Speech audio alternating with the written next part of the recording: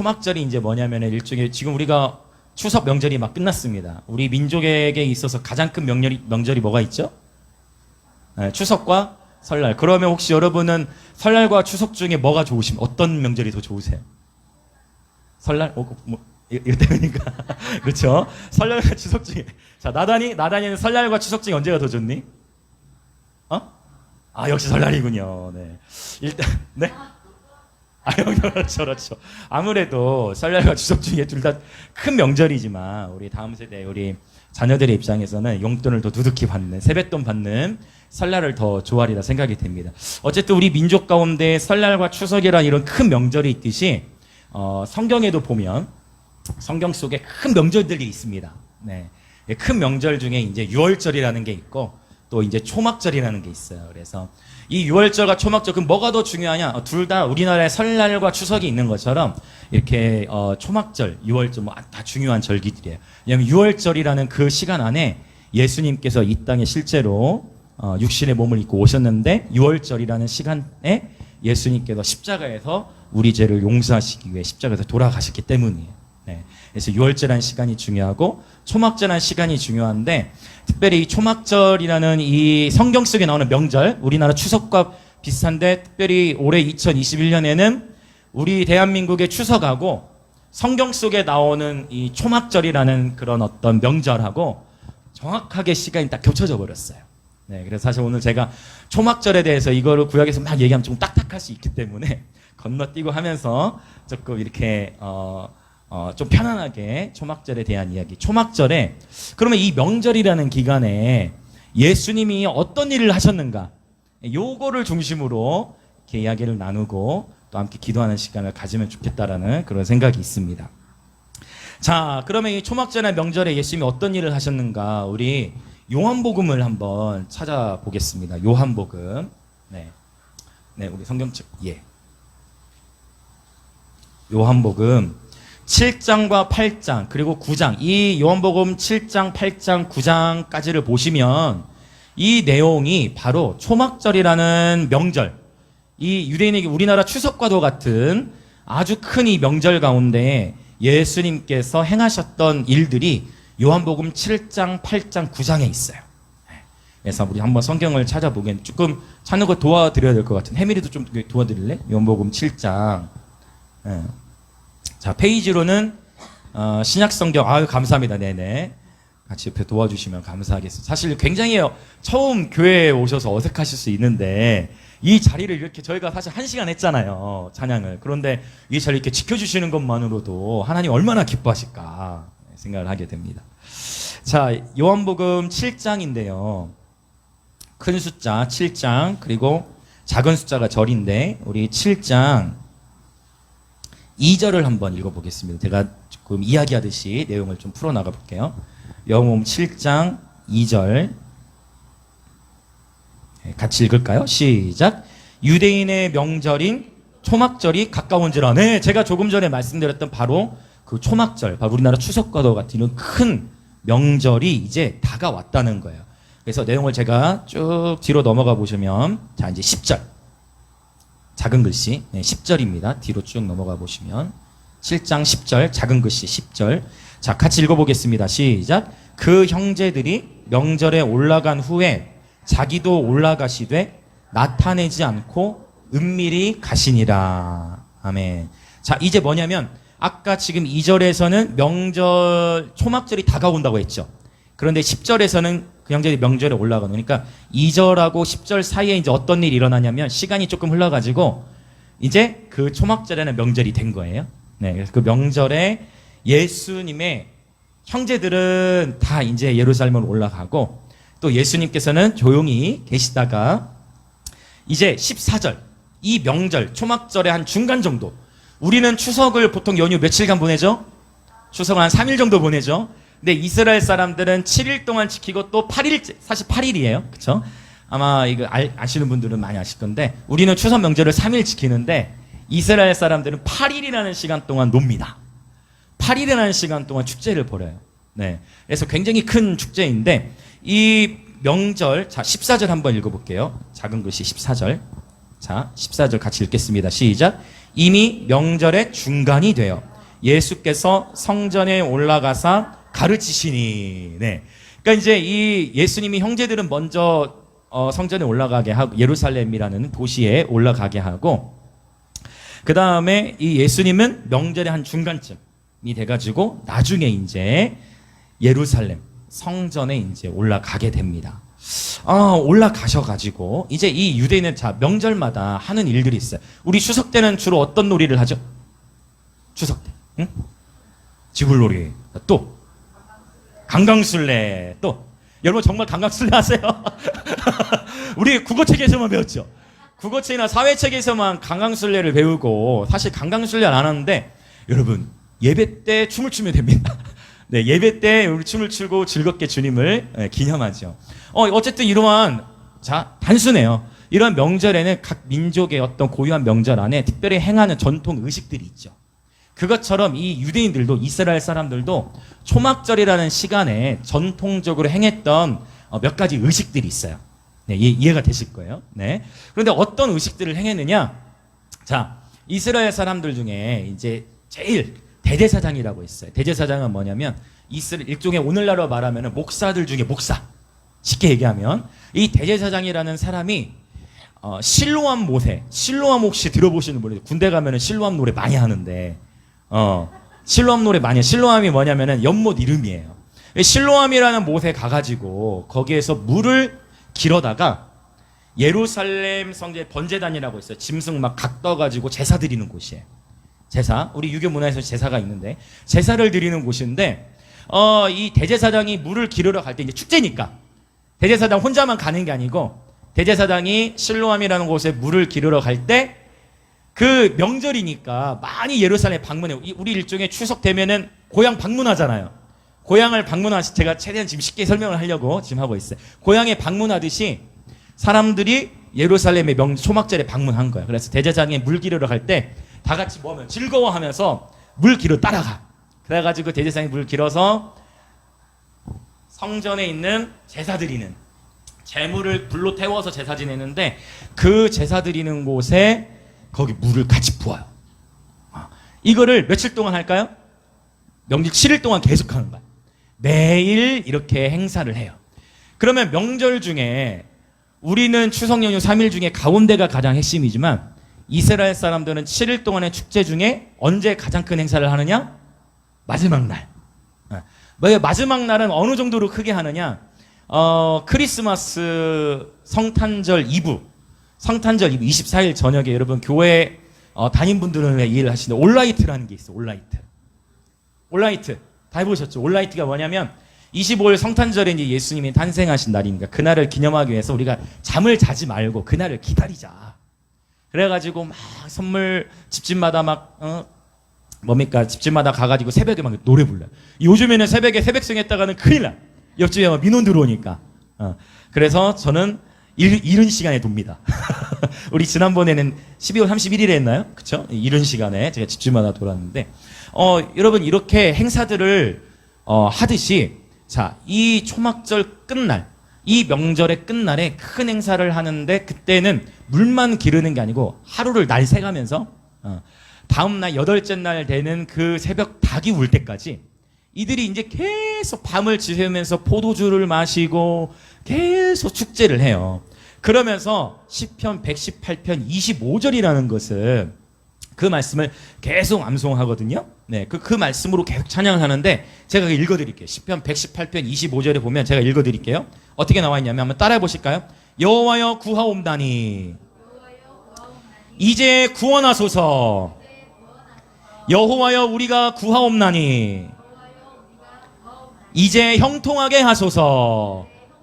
네, 이제 다시 한번 저를 따라해 주시면 됩니다. 이렇게 계속 이걸로 포도주 마시고 축제하고 춤 강강술 신기하게 우리 민족하고 이스라엘 사람들하고 문화가 굉장히 비슷해요. 이스라엘 사람들도 춤을 추고 찬양할 때 뭐 돌면서 막 이렇게 즐겁게 찬양하는 아주 돌면서 자유롭게. 자, 그래서 다시 한번 저를 따라해 보실게요. 어떻게 이들이 선포했느냐? 자, 다시 한번 여호와여 구하옵나니 이제 구원하소서. 여호와여 우리가 구하옵나니 이제 형통하게 하소서. 아멘. 네. 이렇게 계속 이 말씀을 가지고 선포하면서 포도주를 마시고 축제를 벌이는 거예요. 이거를 밤새도록 올라이트, 밤새도록 하는 거예요. 엄청난 축제이죠. 근데 여기서 이제 유명한, 히브리어로 유명한, 여러분이 한 번쯤은 들어보셨을, 예, 우리 사실은 주일학교 때도 이런 노래 많이 불렀는데, 여기서 바로 어떤 단어가 나오냐 한번 따라 보실까요? 호산나. 사실 호시아나인데, 우리 이제 호시아나를 이제 호산나예요. 호산나, 호산나. 사실은 우리가 호산나가 무슨 뜻인지도 모르고 부를 때가 많다는 거예요. 호산나가 무슨 뜻일까요? 호산나? 그렇죠. 모르고 부를 때가 많아요. 저도 모르고 불렀어요. 호산나, 호산나. 모르고 그냥 불렀어요. 호산나가 무슨 뜻이냐면, 우리를 구원하소서. 이 고백이 사실 호시아나. 여호와여 우리를 구하옵소서. 우리를 구원하여 주옵소서. 우리 모두는 하나님의 구원이 필요합니다. 특별히 요즘에 보면 칼과 기근과 전염병, 사나운 짐승이 세상에 가득해요. 지금 이 세상은 성경에 기록된 대로 되어져 가고 있습니다. 그래서 예수 믿는 사람들은 지금 제대로 예수 믿는 사람들은 지금 세상에 돌아가는 일들을 두려워하지 않습니다. 네, 왜냐? 지금 세상이 성경에 기록된 대로 되어가고 있기 때문이에요. 정말 신기할 정도로 성경에 기록된 대로 세상이 되어져 가고 있어요. 칼은 전쟁을 의미합니다. 지금 전 세계 전쟁이 엄청나게 일어나고 있죠. 미얀마 사태, 또 뭐 아프가니스탄. 네, 칼이 온 세계에 가득해요. 기근, 지금도 저 아프리카라든지, 그쵸? 1년에 1,800만 명 이상이 굶어 죽고 있습니다. 지금도 어디선가는 기근으로 인해, 그쵸? 굶어 죽고 있어요. 또 전염병, 오늘날 어떤 전염병이 지금 창궐에 있습니까? 코로나. 이 코로나는 흑사병, 중세 유럽에 있었던 흑사병을 넘어서는, 흑사병과 비교할 수 없는 온 세계를 덮고 있는 그러한 전염병이 것입니다. 사나운 짐승은 무엇을 상징하냐면 바로 포악한 지도자를 상징해요. 포악한 지도자. 포악한 지도자들이 지금 일어나고 있다는 거예요. 자, 이러한 상황 가운데 우리는 다시 한번 고백할까요? 여호와여 우리를 구원하소서. 다시 한번 우리 따라 하시겠습니까? 여호와여 우리를 구원하소서. 아멘. 믿음대로 될지어다. 할렐루야, 할렐루야. 그런 일이 일어나요. 하나님의 도우심을 구하고 하나님의 구원하심을 사모하는 자에게 하나님은 구원을 허락하십니다. 아멘, 아멘. 사람이 마음으로 믿어 의에 이르고 입으로 예수를 시인하여 구원에 이르느니라. 아멘, 할렐루야. 그래서 이 7일이라는 시간 동안 계속 물붓다가 마지막 날에 특별히 시편 118편 25절 여호와여 구원하소서. 여호와여 이제 우리를 형통케 해주십시오 라고 물을 붓. 왜 하필 또 왜 물을 붓느냐? 자, 성경에서 비는 축복을 상징해요. 그래서 물을 붓는 의식을 하는 거야. 행동을 그냥 따라하는 거죠, 전통적으로. 그래서 이른 비에 축복을 내려주십시오 라고, 형통케 해주십시오 라고 축제를 하는데, 자, 이제 이러한 배경을 안 상황 속에서 이제 지금 우리 저희 14절을 읽었죠. 이제 쭉 뒤로 가서 37절과 38절을 읽어보겠습니다. 네. 네, 페이지로는 156페이지, 요한복음 7장 37절, 38절. 자, 같이 읽겠습니다. 시작. 명절 끝날, 곧 큰 날에 예수께서 서서 외쳐 이르시되 누구든지 목마르거든 내게로 와서 마시라. 나를 믿는 자는 성경의 이름과 같이 그 배에서 생수의 강이 흘러나오리라 하시니. 아멘. 그러니까 지금 이 이스라엘 사람들이 이 물을 붓는 막 의식을 하고 이렇게 초막절 명절을 막 기념하는데, 구해주세요, 구해주세요. 누구에게 구해주세요 하면 하나님께 구해주세요, 구해주세요 하는 거예요. 그런데 지금 하나님이 누굴 보내신 거예요? 원래 이 땅에 예수님을 보내셨거든.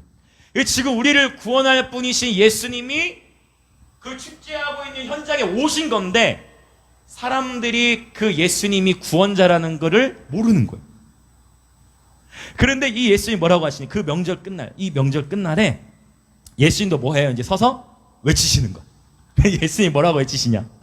누구든지 목마르거든 내게로 와서 마시라. 나를 믿는 자는 성경의 이름과 같이, 즉 성경에 기록된 것처럼 그 배에서 생수의 강이 흘러나오리라 하시니라고 말씀하셨어요. 자, 그러면 이제 여기서 예수님이 비유를 하신 건데, 누구든지 목마르거든 내게로 와서 마셔라. 과연 여기서 예수님 하신 말씀이 마실 물이 없으면 나에게 와라, 내가 너에게 물 한 잔 따라주겠다, 이런 표현일까요? 아니라는 것이죠. 여기서 누구든지 목마르거든 내게로 와서 마시라는 주님의 말씀은 우리 이런 어떤 생수의 이러한 물병의 물을 말하는 것이 아니고, 우리 사람은 영적인 존재이기 때문에, 사람은 영적인 존재예요. 마음이라는 것이 보이지 않지 않습니까? 마음이라는 것이 보이질 않아요. 근데 우리 마음 안에 무언가 갈증이 있어요. 우리 마음 안에 잘 되고 싶고, 뭔가 깨닫고 싶고, 우리 마음도 즐거워하고 싶고, 우리 마음이 기뻐하고 싶고, 우리 마음이 이렇게 행복하고자 하는 뭔가 우리 마음이 어떤 갈증이 있다는 거예요. 나는 마음에 아무런 갈증이 없다 하시는 분들은 발을 천장에 한번 대보세요. 웃어주셔서 감사합니다. 우리는 누구나 다 마찬가지. 이 자리에 있는 우리뿐만 아니라 저 밖에 있는 수많은 사람들 또한 뭔가 마음 안에 갈증이 있어요. 뭔가 마음 안에 채우고 싶은. 그래서 일반적으로 세상의 사람들은 무엇으로 채워요? 최대한 돈을 어떻게든지 많이 벌고 싶고, 어떻게든지 좋은 차를 사고 싶고, 어떻게든지 좋은 집 한 평이라도 더 넓은 데를 하고 싶고, 어떻게든지 내 이름이 더 알려지면 좋겠고. 그러나 이러한 갈증은 한도 끝도 없어서 하나를 이루면 둘을 얻고 싶고, 둘을 이루면 또 그 다음을 또 이루고 싶고, 인간의 마음은 이렇게 끊임없이 뭔가를 더 얻고자 하는 욕망으로 가득 차 있다는 거예요. 얻으면 만족함으로 해결이 되는 것이 아니라 오히려 더 공허해지고 우리의 마음이 힘들 수 있어요. 그러나 오늘 신기하게도 예수님이 하신 말씀은 뭐냐면, 누구든지 이러한 목마름이 있다면 나에게로 와라, 예수님이 말씀하시는 거예요. 그리고 진짜 예수님에게 가면 세상 어디에서도 채워지지 못했던 기쁨, 그 어느 누구도 해결해주지 못했던 내 안의 갈증, 아무리 내가 돈을 많이 벌고 많은 거를 가졌어도 채울 수 없는 영역, 아무리 내가 큰 집과 좋은 차를 타도 내 안에 채울 수 없는 어떤 공허함과 어떤 갈증, 그 배고픔, 그 갈증, 그 공허함을 예수님을 만나면, 예수님께 가면 예수님께서 그 목마름과 갈증을 채워주십니다. 그렇기 때문에 이 코로나 팬데믹 상황 가운데도 우리는 이곳이 노래방처럼 끊임없이 즐겁고 기쁘게 노래하고 춤을 추고 기쁨으로 노래하는 것입니다. 왜요? 이미 우리 안에 뭐가 있기 때문에, 이 마르지 않는 생수이신 예수님이 있기 때문에. 조금 덜 가져도, 조금 내가 가진 것이 적어도, 조금 내가 작은 집에 살아도 그것과 상관없이 우리 안에 예수님으로 말미암아 기뻐할 수 있게 된다는 것입니다. 예수님이 초청하시는 거예요. 자, 이 초막절 기간에 이렇게 예수님이 말씀하셨다는 것입니다. 자, 그러면 이제 우리 8장으로 가보면요, 먼저 7장 끝에, 7장의 끝에 53절을 읽어보겠습니다. 7장 53절, 제가 배경을 설명해 드릴게요. 7장 53절. 자, 같이 읽어볼까요? 시작. 다 각각 집으로 돌아가고. 자, 이제 상상하셔야 돼. 자, 초막절을 7일 동안 지킨다 했어요. 마지막 날 저녁에는 어떻게 한다? 잠을 안 자고 올라이트 한다. 포도주 마시고. 그때 포도주랑 지금 포도주는 사실 좀 다릅니다. 그때 포도주는 이제 자연 발생돼, 알코올을 섞지 않은 자연 발효된 포도주. 어쨌든 그 포도주를 마시고 밤새서 놀다가, 밤새서 축제하고 막 선포하다가 이제 어떻게 했어요? 다 각각 이제 집으로 돌아갔어. 집으로 돌아가고 이제 어떻게 시작돼? 이제 8장이 시작되는 거야. 그럼 이제 8장의 배경은 뭐냐? 7일 동안의 축제가 끝나고 이제 8일째 되는 날. 성경에 보면은 이 초막절 7일이 끝나고 8일째 되는 날도 굉장히 크게 기념했어요. 이 8일째 되는 날에도 또 이제 이 8일째 되는 날이 되면은 막 성경을 이제 유대인들 1년 1독이 다 끝난 거예요. 일종의 유대인들에게서는. 그래가지고 이제 더 막 축제를 또 벌여요. 또 기뻐해. 그러니까 계속 기뻐. 어제도 기뻐해도 오늘 또 기뻐해. 이 명절, 우리 사실 그쵸, 명절 되면은 먹은데 또 먹고 막, 그쵸? 똑같은 거예요. 추석 때 보면. 저도 막 살이 좀 몇 킬로 더 쪄왔는데 추석 때는 먹은데 또 먹고 막 하잖아요. 그것처럼 이 유대인들도 7일 동안 계속 축제를 했는데 8일째 또 축제. 그 우리 하나님 이렇게 좋으신 분입니다. 우리 하나님 너무 좋으신 분이에요. 하나님 말씀하셔서 구하라 그러면 너희에게 주실 것이요 찾으라 그러면 너희가 찾을 것이요 문을 두드리라 그리하면 너희에게 열릴 것이니. 누가? 너희에게. 누가? 어떤 아비가 자녀가 떡을 달라 하는데 돌을 둘 자가 있겠느냐? 자녀가 생선을 달라 하는데 뱀을 줄 자가 있겠느냐? 하물며 하늘에 계신 너희 아버지께서 너희 구하는 자녀들에게 좋은 것을 주시지 않겠느냐? 우리 하나님 너무 좋으신 분입니다. 하나님 너무 좋으신 분. 아멘 아멘. 하나님 너무 좋으신 분. 축제하고 또 축제하는 거. 그 이제 8일째가 됐어. 많은 사람들은 축제하면 여러분 온라이트 하고 나면은 새벽까지 잠을 못 잤어. 그러면 이제 뭐 하러 가야 됩니까? 뭐 하러 가죠? 자러 가야죠. 자러 가야 돼. 자러 가잖아요. 온라이트 끝나고. 자러 가는데 그러면 이제 항상 마찬가지. 성탄절 이브에 온라이트를 한 사람도 있지만 온라이트 안 한 사람들도 있죠. 이해되시죠? 하루 종일 온라이트 한 사람도 있지만 온라이트 안 하는 사람도 있잖아요. 그럼 그 사람들은 성탄절 아침부터 활동을 하겠죠? 자, 그걸 상상하시면서 이제 8장이 되는 거예요. 아무래도 예수님은 온라이트를 하지 않았을 것이다 라고 이제 생각을 하게 되어집니다. 자, 이제 이게 왜냐면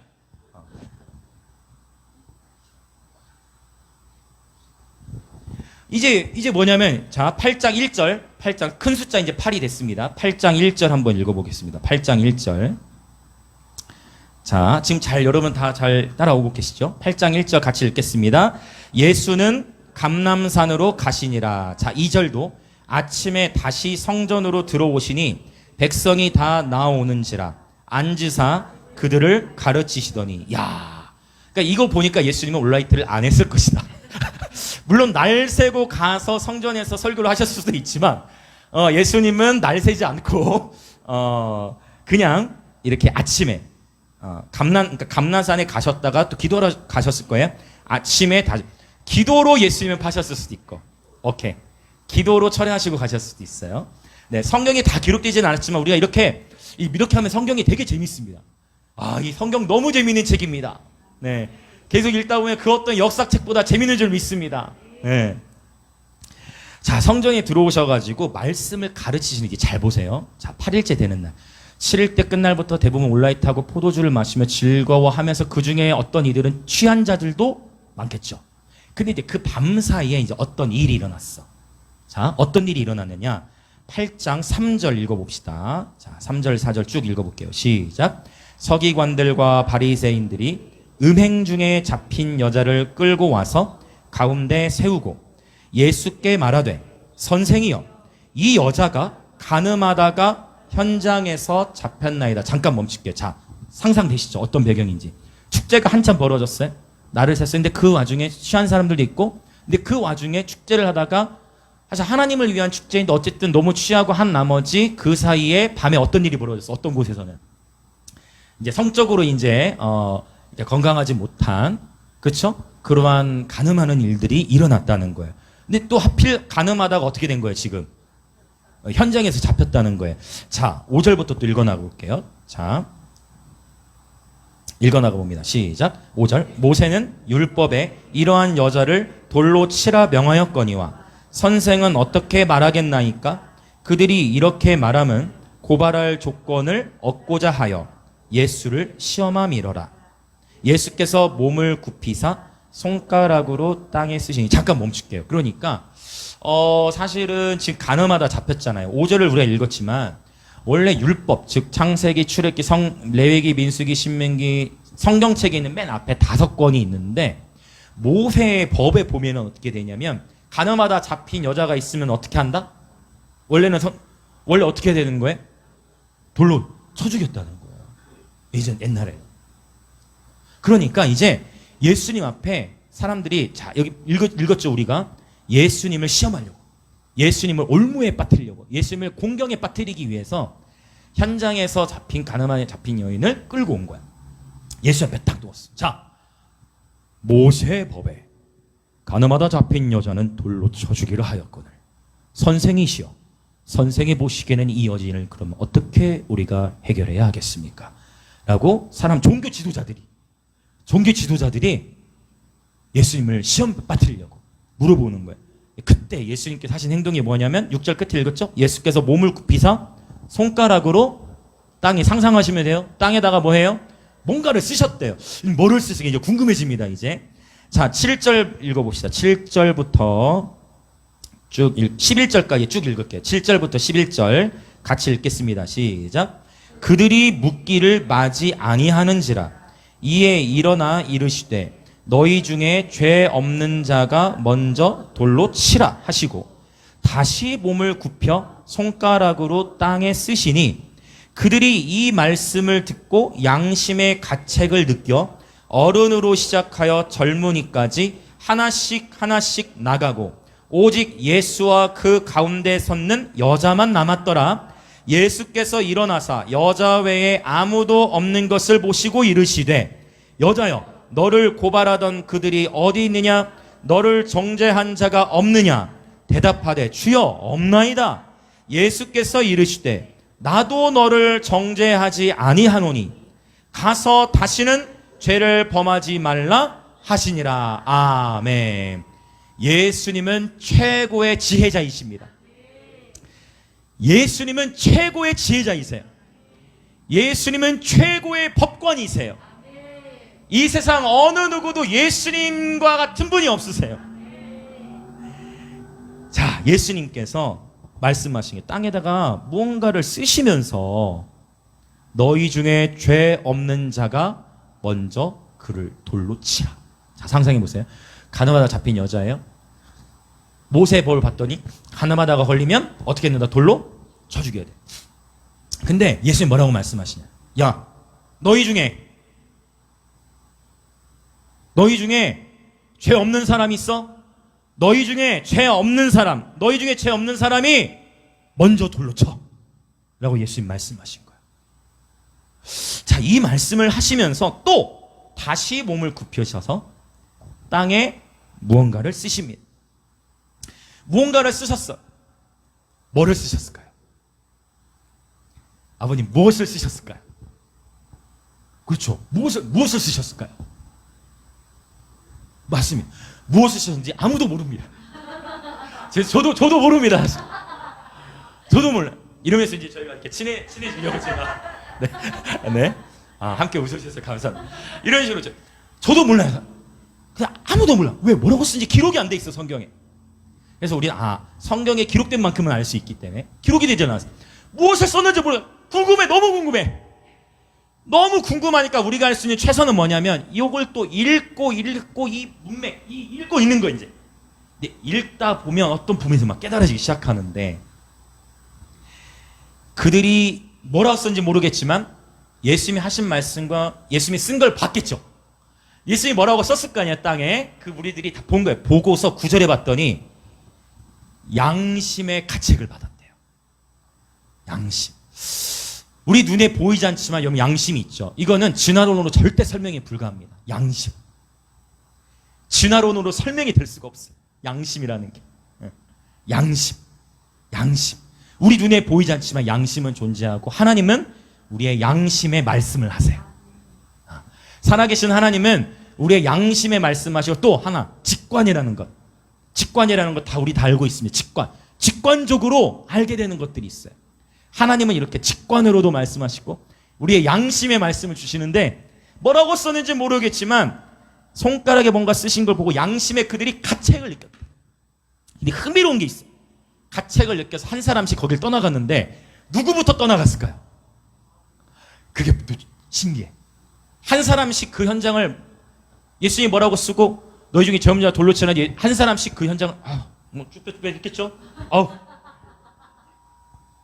뭐 갑자기 전화 받는 척하고 막 가는 사람이 당시에 전화기는 없었겠지만 뭔가 이렇게 어떻게든 막 떠나가 민망해하면서 양심의 가책을 이렇게 떠나가는 거예요. 그런데 봤더니 어른으로부터 떠나갔대. 제가 이렇게 저도 새 자녀를 키우지만 아직은 이렇게 나이가 많다고 해야 될지 적었다고 해야 될지 모르겠지만 우리가 인생을 살아간 횟수가 많을수록 어떻게 하면 더 많은 걸 보고 많은 거를 들으면 다양한 것들을 들으면서 참 우리 안에 어떤 죄의 문제가 반드시 해결이 돼야 되는데 이게 참 마음의 갈등, 그쵸? 예수 안에 있으면 자유를 누릴 수가 있는데 이 죄의 문제를 해결할 수가 없잖아요. 근데 어른으로부터 떠나갔다. 아마도 어른은 제일 많이 죄를 지었을지도 모르겠어. 우리 쉽게 얘기해 보면은 이제 막 태어난 1살, 2살, 3살 아기가 얼마나 많은 죄를 지었겠어. 그렇죠. 그렇게 상상해 보시면 돼요. 어른으로부터 양심의 가책을 느껴서 한 사람씩 떠나간 거예요. 그리고 이제 누구만 남았어요? 예수님과 그 여인 둘만 남았어. 그리고 예수님께서 여자에게 말합니다. 여자여, 너를 고발하던 그들이 어디 있느냐? 너를 정죄한 자가 없느냐? 이 여인이 주여 없나? 이 여인은 자신이 죽을 줄 알았어. 이 여인은 돌에 맞아 죽을 줄 알았어요. 그런데 주여 없나이다. 예수께서 이르시되 나도 너를 정죄하지 아니하노니. 할렐루야. 할렐루야란 주님을 찬양합니다는 뜻입니다. 나도 너를 정죄하지 않노니 나가서 다시는 죄를 범하지 말라 하고 예수님께서 이 여인을 용서해 주신 거예요. 자, 이 명절 7일 동안 그리고 끝날 동안 계속 하나님 우리 죄를 용서해 주세요. 우리를 구원해 주세요. 이 우리를 구원해 주세요라는 고백으로 온라이트하면서 계속 고백하자. 우리를 구원해 주세요. 우리를 살려주세요. 호산나. 우리를 불쌍해 주세요. 우리를 구원해 주세요라고 계속 고백했던 그 축제가 끝난 다음 날 이 가늠하다 잡힌 여인이 나타났을 때 예수님께서 여인에게 용서를 선포하신 거예요. 대신에 용서하신 것으로 그냥 보낸 게 아니라 다시는 죄를 짓지 말라. 이것도 중요하죠. 그러니까 우리가 진정 하나님의 사랑을 누리고 받은 자들은 점점 그분을 알아갈수록 죄가 싫어지게 돼 있습니다. 그러니까 내 노력이 아니라 하나님을 사랑하다 보면 하나님이 너무 좋고 사랑하고 그분의 뜻대로 살고 싶어져서 죄가 싫어지게 되는, 그렇게 하나님 우리를 기다리시는 분입니다. 자, 이 놀라운 말씀이 초막절의 시간 안에 있었는데 조금 제가 생략하고 더 좀 즉흥적으로 더 넘어가서 이제 9장에 있는 이야기까지 나누고 함께 기도를 하려고 합니다. 자, 이제 지금 아직 초막절 7일 끝나고 8일째 되는 그 아침에 지금 이 일이 있었죠. 가늠하다 잡힌 여인 사건이 있어요. 그리고 예수님이 계속 말씀하시다가 이제 9장이 됐는데 아직도, 이게 좀 정확하진 않지만 9장에 갔을 때 9째 되는 날일 수도 있고 아니면 8째 되는 날일 수도 있어요. 아직 그 8일째 되는 날 오후일 수 있고, 그 무렵에 어쨌든 7일 동안의 축제는 끝난 거예요. 자, 9장 1절부터 좀 읽어나가 볼게요. 1절부터 큰 글씨 9장 있죠. 9장 1절부터 읽어나갑시다. 시작. 예수께서 길을 가실 때에 날 때부터 맹인된 사람을 보신지라. 제자들이 물어 이르되 랍비여, 이 사람이 맹인으로 난 것이 누구의 죄로 인함이니까? 자기니까 그의 부모니까? 잠깐 멈추자면, 우리가 여러분 이런 거 실제 우리 삶에 있어요. 아니, 맹인, 소경이잖아요. 눈이 안 보여. 그런데 아니 예수님, 저 사람 혹시 저 부모 죄 때문에 저 사람 태어날 때부터 맹인된 거 아닙니까? 아이, 그 가문에 뭐 저주가 있어요. 그 사람 뭐 이렇게 저주 받은 거야. 이런 고민을 할 때가 있는데, 우리가 쉽게 어떠한 사람의 상황을 보고 절대 판단하면 안 되는 이유가 있어요. 그게 3절이에요. 어떤 사람이, 참 여러분, 우리가 예수 믿는 사람들이 이런 거 잘해야 되는데, 어떤 사람이 어려움에 처해 있을 때 그 사람과 함께 공감하고 같이 기도해줘야지, 너의 삶에 네가 이러했기 때문에, 너의 가정이 이랬기 때문에 이런 일이 있는 거야 라고 이렇게 인과응보적으로 얘기하는 것은 주님의 마음이 아니다라는 것이 오늘 이 본문에 나타납니다. 자, 사람들은 항상 의심하지만 예수님은 뭐라고 하신지 볼까요? 3절 읽어보겠습니다. 시작. 예수께서 대답하시되 이 사람이나 그 부모의 죄로 인한 것이 아니라 그에게서 하나님이 하시는 일을 나타내고자 하심이라. 아멘. 이 하나님의 말씀 안에 모든 인생의 문제의 해답이 다 들어있습니다. 모든 인생의 생사화복과 모든 인생의 해답이 이 성경 안에 다 들어있습니다. 야, 아니야, 그거 그 사람이 죄 지어가지고 맹인된 거 아니야. 야, 그거 그 사람의 부모가 죄 지어가지고 그 사람 맹인된 거 아니야. 기다려봐. 그에게서 하나님께서 하실 일이 있는 거야. 아주 우리의 생각과 마음을 넓혀주는 말씀입니다. 자, 이제 뒤로 넘어가 보면요. 자, 아주 놀라운 일이 일어나는데, 자, 4절부터 7절까지를 읽겠습니다. 요한복음 9장 4절부터 7절. 자, 큰 목소리로 한번 읽어볼까요? 시작. 때가 아직 낮임에 나를 보내신 이의 일을 우리가 하여야 하리라. 밤이 오리니 그때는 아무도 일할 수 없느니라. 내가 세상에 있는 동안에는 세상의 빛이로다. 이 말씀을 하시고 땅에 침을 뱉어 진흙을 이겨 그의 눈에 바르시고 이르시되 실로암 못에 가서 씻으라 하시니, 실로암은 번역하면 보냄을 받았다는 뜻이라. 이에 가서 씻고 밝은 눈으로 왔더라. 아멘. 날 때부터 소경이었던 자가 예수님을 만나고서 눈이 떠졌습니다. 할렐루야, 할렐루야. 하나님은 죽은 자도 살리시는 하나님, 하나님은 병든 자도 치유하시는 하나님, 하나님 우리의 모든 마음의 상함과 아픔도 씻어주시는 분이십니다. 때가 아직 낮임에 나를 보내신 이의 일을 우리가 하여야 하리라. 밤이 오면 그때는 아무 일도 없습니다. 이 얘기는 뭐냐면, 지금이 복음을 전할 수 있지, 만약 오늘 또 찬양했지만 예수님께서 구름을 타고 다시 이 땅에 오실 건데, 그 예수님이 이 땅에 오시면 그때는 구원받을 수 있는 길이 닫혀요. 예수님이 다시 이 땅에 오시기 전에 우리가 예수님을 믿어야 하는 것입니다. 예수님이 언젠가 구름을 타고 오실 건데, 그분이 오시기 전이 낮과 같은 거예요. 지금이 바로 예수님께 나아가야 될 때입니다. 우리 눈에 보이지 않는 코로나가 많은 일을 감염시켜요. 보이지 않지만 존재합니다. 눈에 보이지 않지만 코로나가 있는 것이죠. 하물며 이 온 세상을 창조하신 눈에 보이지 않는 하나님이 계시는데, 코로나에 감염되면 감염된 사람을 우리가 알 수 있듯이, 하나님, 보이지 않는 하나님으로 충만한 사람은 그 사람을 통해 하나님의 기쁨과 하나님의 평안과 하나님의 생명이 뿜어져 나오게 되는 것입니다. 보이지 않는 하나님을 볼 수 있는 열쇠는 저와 여러분이 그분으로 충만해지는 것입니다. 세상은 우리를 통해 하나님을 보게 되는 것이죠. 아니, 내가 저 사람의 삶을 봤더니 맨날 힘들고 가난하게 살고 아무것도 없는 것 같은데 어떻게 저 사람은 날마다 기뻐하지? 아니, 저 사람은 가진 것도 없고 뭐 별만치 않은 것 같은데 저 사람은 저런 아픔이 있는데 어떻게 저 사람은 저렇게 기뻐할 수 있지? 그것은 바로 하나님이 함께 하시기 때문인 것입니다. 지금이 기회입니다. 지금이 예수님께 나올 때입니다. 자, 6절 7절의 배경을 보면, 말씀하시고 땅에, 이거 참 흥미로워요. 여러분 절대 여러분이 이렇게 하시면 안 됩니다. 땅에 침을 뱉어가지고 진흙으로 침 비빈 다음에 어떻게 했어요? 그 진흙 이긴 걸 갖다가 맹인의 눈에 탁 붙였어요. 오늘날 저와 여러분 이렇게 했다 큰일 납니다, 여러분. 이거는 예수님께서 하신 일이에요, 그렇죠? 그렇게 똑같이 하실 분은 없겠지만, 그럼 왜 이런 행동을 하셨는가? 여기 놀라워요. 놀라운 비밀이 여기 숨겨져 있어요. 왜 예수님께서 진흙을 이겨가지고 눈에 한 다음에 어디로 가라고 하셨죠? 어디로 가라고 하셨어요? 실로암 못에 가서 씻으래요. 실로암. 그 왜 실로암 못에 가라고 했냐? 바로 이 초막절과 연결됩니다. 초막절 7일 동안 뭐 했어요? 어떤 행사를 했다? 실로암 못에 가서 물을 길어오는 걸 했어요. 놀라운 축제를 했어. 그런데 보세요, 예수님이 얼마나 섬세하신지. 이 맹인은요, 한 번도 본 적이 없잖아요. 왜? 태어날 때부터 맹인이었기 때문에 보질 못해.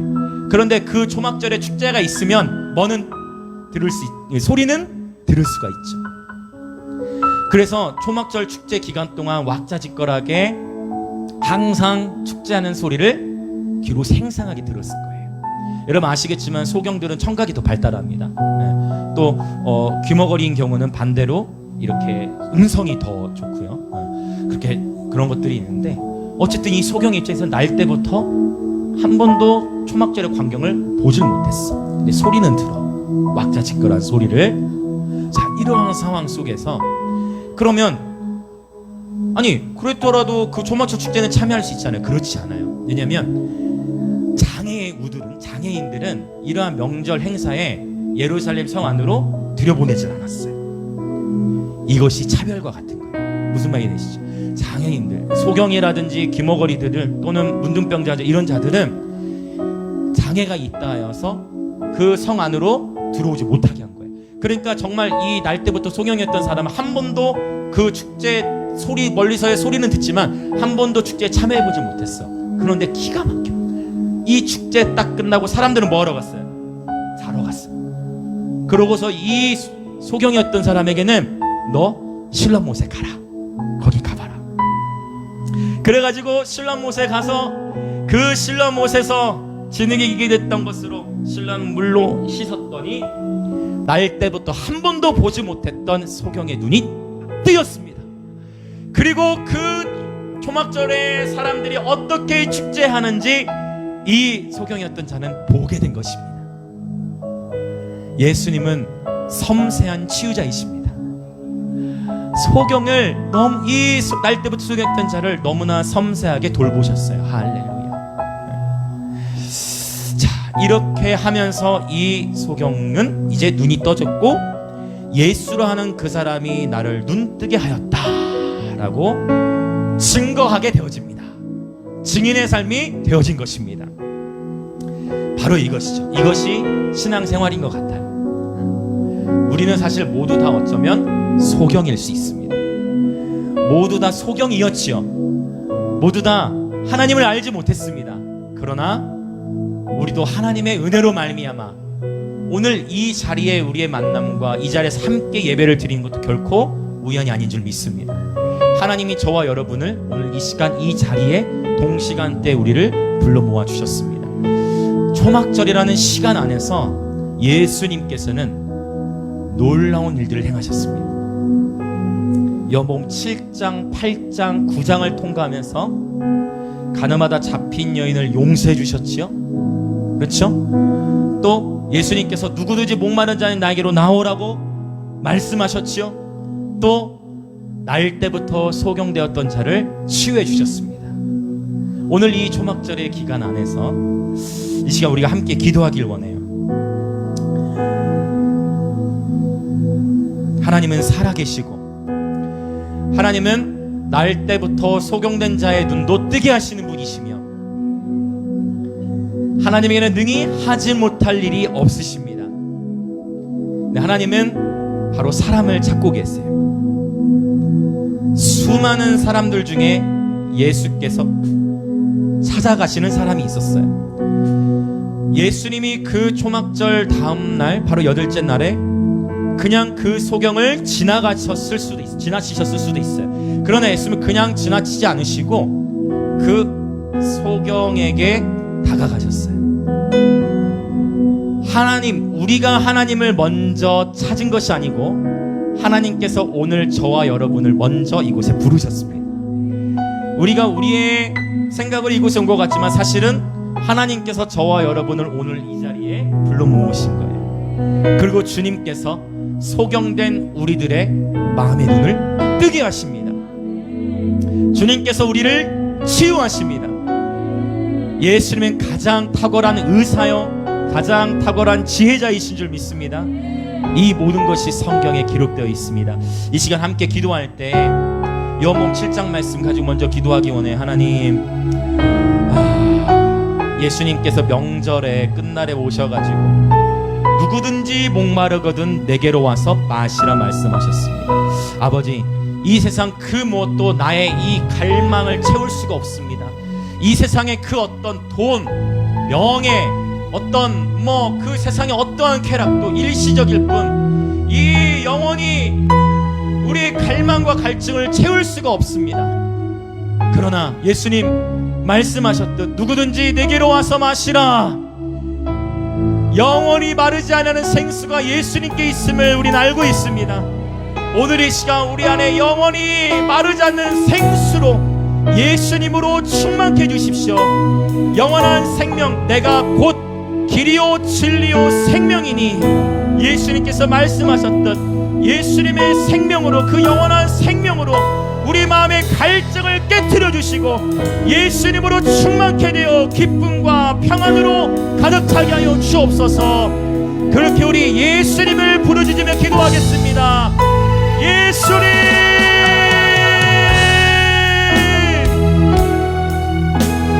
상상하며 기도하십시다. 나의 목마름과 나의 갈증, 이 세상 그 어떤 곳으로도 채울 수 없었던 나의 공허한 마음, 오직 예수님만이 채우실 수 있습니다. 너희는 내게 부르짖으라. 내가 내게 응답하겠고 네가 알지 못하는 크고 은밀한 일을 보이리라. 오직 예수님만이 우리의 갈망을 채우실 수 있습니다. 오직 예수님만이 우리의 갈증, 오직 예수님만이 우리의 공허한 마음을 채우실 수 있습니다. 오직 예수님만이 우리의 치료자가 되십니다. 예수님만이 우리의 치료자가 되십니다. 누구든지 목마르거든 내게로 와서 마셔라. 나를 믿는 자는 그 배에서 생수의 강이 흘러나리라. 이거는 우리로부터 생명이 흘러나오는 걸 말합니다. 기쁨이 나오는 거예요. 평안이 나오는 거예요. 행복해지는 것입니다.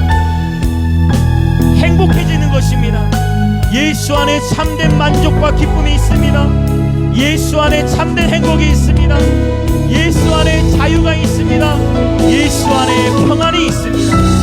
우리의 삶에 비록 고난과 환난과 역경이 있다 할지라도 예수 안에 참된 위로와 소망이 있습니다. 우리 안에 감당하기 어려운 시험과 우리의 삶 안에 감당하기 어려운 고난과 역경이 있다 할지라도 예수님은 우리의 마음의 소망이시오. 예수는 우리의 구원자가 되십니다. 주님은 모두에게 초청하셨습니다.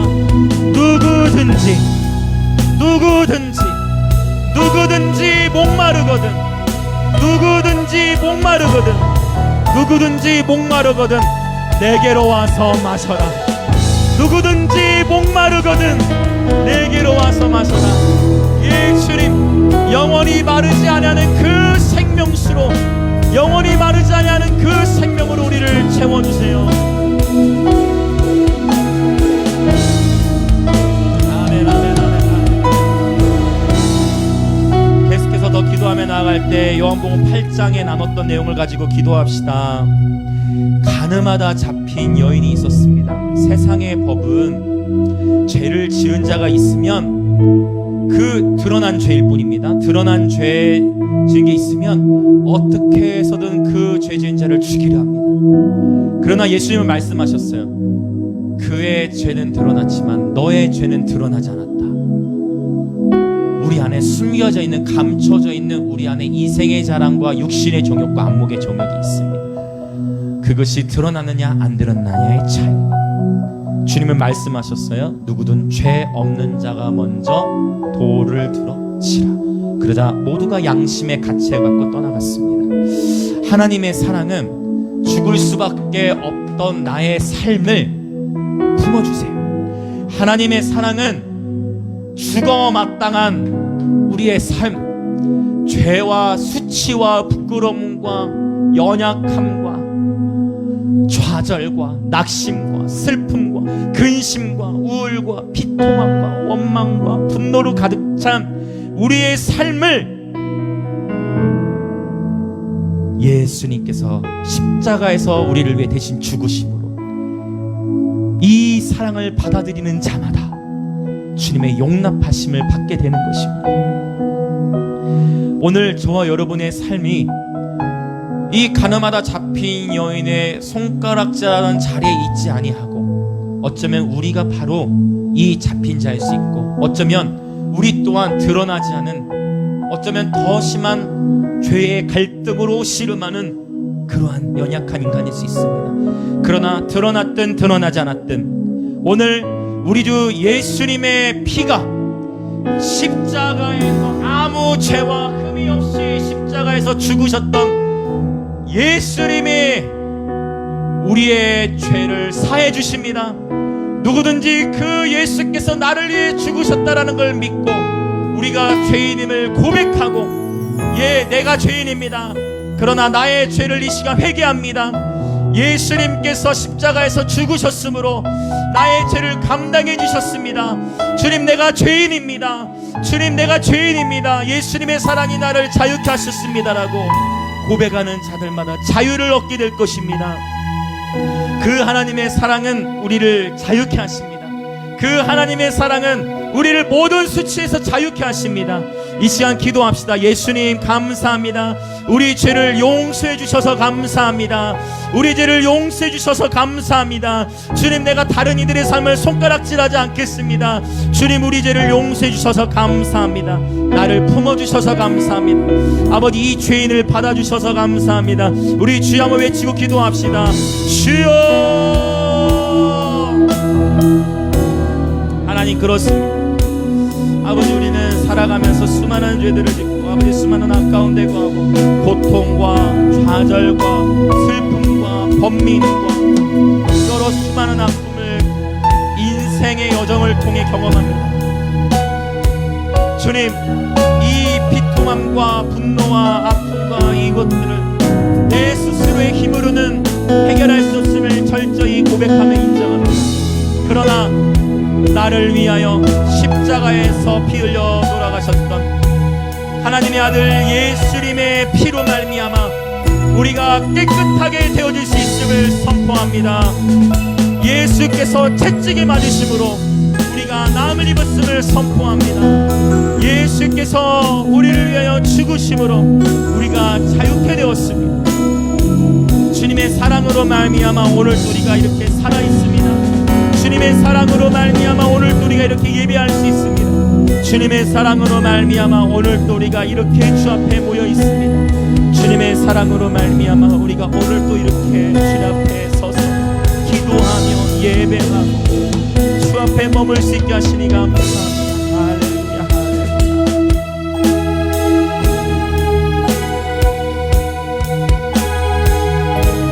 이제 우리 마지막으로 한 번 더 기도하며 나아갈 때에 요한복음 9장을 나눴었지요. 날 때부터 속용되었던 자,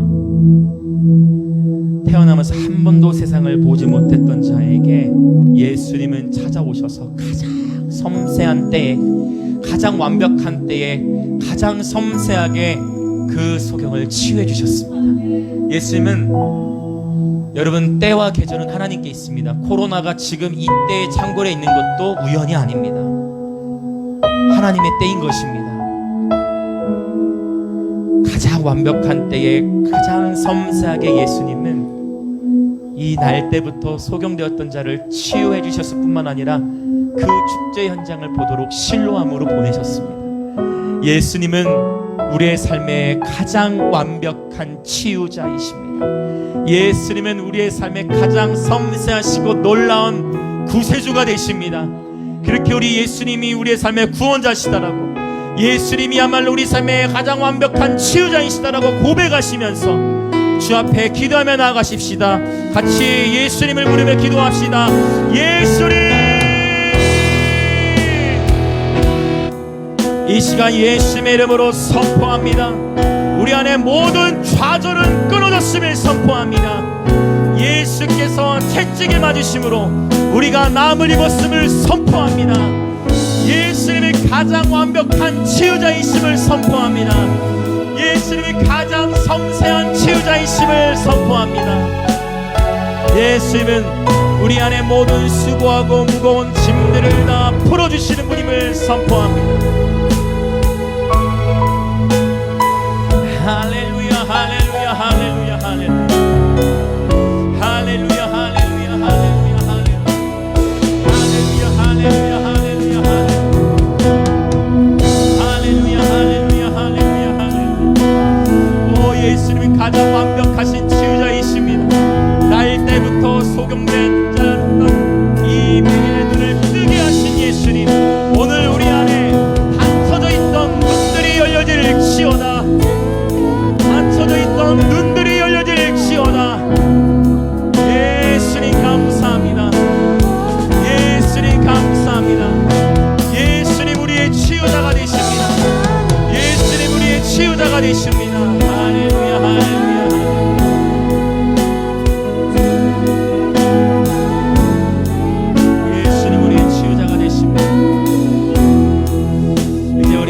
같이 한번 또 마지막 한 번 더 기도하고 자유롭게 이제 기도하다가 예배를 마치도록 하겠습니다.